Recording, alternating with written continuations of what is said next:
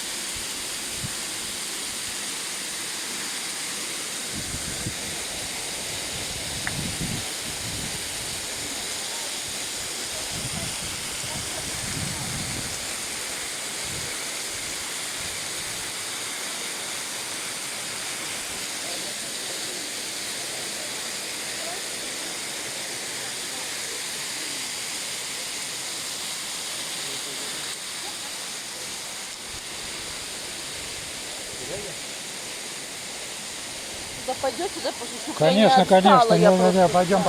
А то думаю, я может уйду, а вы все обратно. А мы все убежим. Что получится, то получится. Ты не переживай.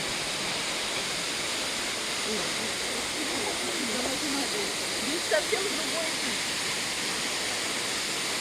вид. Ой, там внизу вообще красота.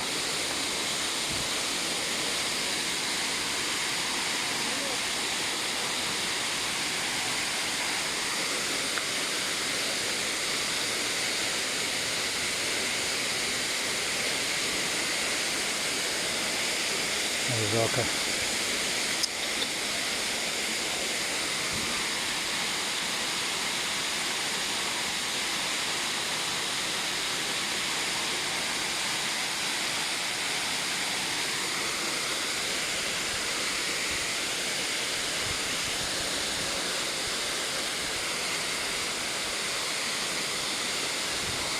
Фух, здесь, наверное,